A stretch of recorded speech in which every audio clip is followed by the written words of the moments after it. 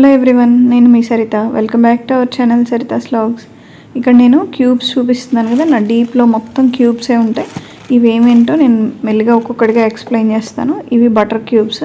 ఇవి వచ్చేసి మామిడికాయలు, మనకి సమ్మర్ సీజన్లో పచ్చి మామిడికాయలు దొరికినప్పుడు వాటిని తురిమి పెట్టేసుకుని సంవత్సరం మొత్తం నేను ఇలా పులుసుల్లో కావాలంటే పులుసుల్లో, పప్పు కూరల్లో వేసేసుకుంటాను. ఆకుకూర ఉన్నా సరే దాంట్లో కూడా వేసుకుంటాను.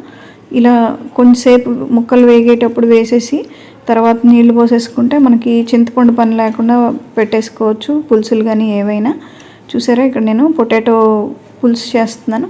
మీకు కనుక ఈ రెసిపీ కావాలంటే నేను నెక్స్ట్ వీడియోలో పెడతాను, కామెంట్ చేయండి.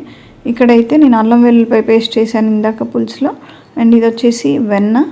మనకి మజ్జిగ చేసుకుంటాం కదా, మేగడి, పెరుగు మీద మేగడి తీసుకుని మజ్జిగ చేసుకున్నప్పుడు వచ్చిన వెన్నని నేను ఇలా క్యూబ్స్ లాగా చేసుకుని పెట్టేసుకుంటున్నాను.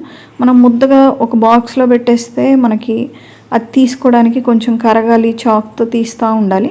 ఇవైతే అలా కాకుండా క్యూబ్స్ లాగా మనం ఎప్పుడు కావాలంటే అప్పుడు వేటికి కావాలన్నా వాడేసుకోవచ్చు. నేను కూరల్లో వేస్తాను, ఇలా ఆమ్లెట్స్ వేసినప్పుడు అలా వెన్న యూస్ చేసుకుంటూ ఉంటాను, బ్రెడ్ కాల్చుకునేటప్పుడు అన్నిటి కోసం. ముందు నేను అమూల్ బటర్వి క్యూబ్స్ కొనేదాన్ని.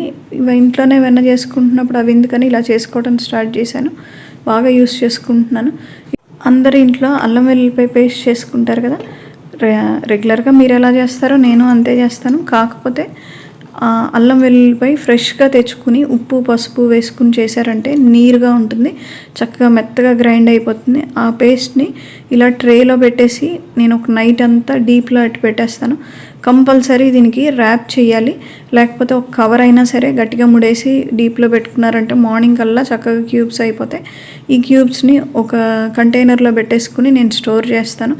మీకు ఫస్ట్ డే ఎలా ఉంటుందో ఫ్లేవర్, లాస్ట్ క్యూబ్ యూస్ చేసే వరకు కూడా ఫ్లేవర్ఫుల్గానే ఉంటుంది, చాలా బాగుంటుంది. అండ్ ఇదైతే మీరు తప్పకుండా ట్రై చేయండి. ఇలా తిరగమాతలో వేసేసి మెత్తగా అయిపోయినాక ఇలా వేయించుకుంటే సరిపోతుంది.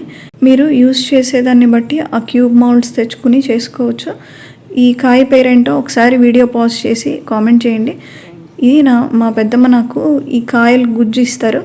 ఇవి మనం వినాయక చవితికి మండపానికి కట్టుకుంటాను, చూసారా, తింటాం కూడా. దీంట్లో చాలా హెల్త్ బెనిఫిట్స్ ఉంటాయి. నార్త్ సైడ్ వచ్చేటప్పటికి వీటిని స్ట్రీట్ ఫుడ్గా కూడా యూస్ చేస్తారు. మనమైతే సౌత్ ఇండియన్స్ పచ్చడి చేసుకుని అన్నంలో తింటాం, చాలా టేస్టీగా అయితే ఉంటుంది. దీన్ని వెలక్కాయ అంటాం. ఇది అంతా వెలక్కాయ గుజ్జు మా పెద్దమ్మ నాకు ఇలా ఇస్తూ ఉంటారు. ఈ కవర్ నేను డీప్లో పెట్టేసి బయటికి తీసి కరగబెట్టి కొంచెం కొంచెం తీసుకోవడం కష్టం అయిపోతుంది. కాబట్టి వీటిని కూడా నేను ఇలా క్యూబ్స్ చేసేసుకుంటున్నాను. తను ఇవ్వంగానే క్యూబ్స్ చేసి ఆ క్యూబ్స్నే డీప్లో పెట్టేసుకుని నాకు ఎంత కావాలో అంత ఒక హాఫ్ అన్ అవర్ బిఫోర్ నేను తీసి బయట పెట్టుకున్నానంటే చక్కగా ఇలా గుజ్జులాగా అయిపోతుంది. ఆ గుజ్జుని నేను చట్నీ చేసుకుంటాను, పల్లీ వేసైనా లేకపోతే పెరుగు వేసైనా. ఇది పుల్లగా ఉంటుంది, కొంచెం పండినకాయ పులుపు వస్తుంది, కానీ మనకి దీంట్లో అయితే చాలా హెల్త్ బెనిఫిట్స్ ఉన్నాయి. మీరు ఒకసారి సెర్చ్ చేసి చూడండి. మనకి ఎప్పుడైనా సీజనల్ ఫ్రూట్స్, సీజనల్ వెజిటేబుల్స్లో మనకు ఆ సీజన్కి కావాల్సినవి ఉంటాయి. ఇలా నేను క్యూబ్ చేసి ఆ క్యూబ్ని జిప్ లాక్లో వేసి డీప్లో పెట్టుకుని కావాల్సిన వరకు యూస్ చేసుకోవటం వల్ల మిగిలినంత పాడవకుండా ఉంటుంది. అండ్ నేను ఇలాగే ఆమ్లా క్యూబ్స్ కూడా చేశాను, మీకు డిస్క్రిప్షన్లో లింక్ ఇస్తాను, అవి కూడా చూపిస్తాను. మామిడికాయ కూడా అలాగే తురిమి పెట్టుకుంటాను, సంవత్సరం మొత్తం యూస్ చేసుకుంటాను. ఇవన్నీ ఇలాగే నా డీప్లో అయితే ఏది చూసినా మీకు క్యూబ్స్ ఫామ్లోనే కనిపిస్తాయి.